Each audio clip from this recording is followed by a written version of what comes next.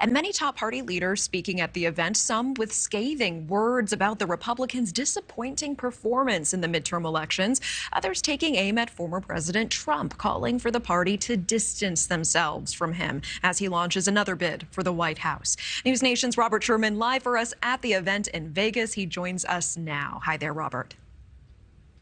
Hey there, Natasha. It wasn't just Governor Chris Sununu here. It was a pretty deep speaking lineup here in Las Vegas. Just about everybody who's anybody in Republican politics is here at the Venetian Hotel this weekend.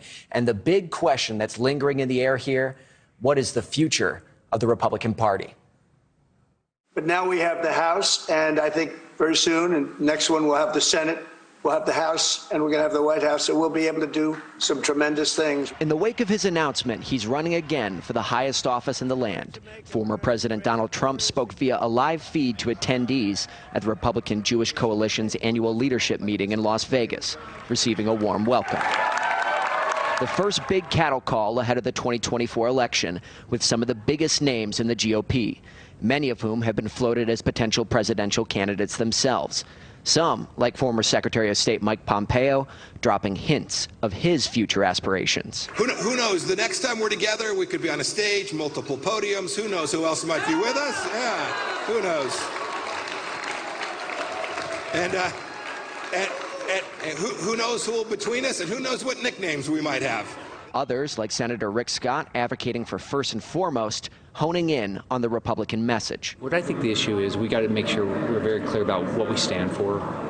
We can't be compromising. We got to stand for the things we believe in and actually be hell-bent on getting them done. Former New Jersey Governor Christie, however, calling on the party to cast aside former President Trump. We keep losing and losing and losing.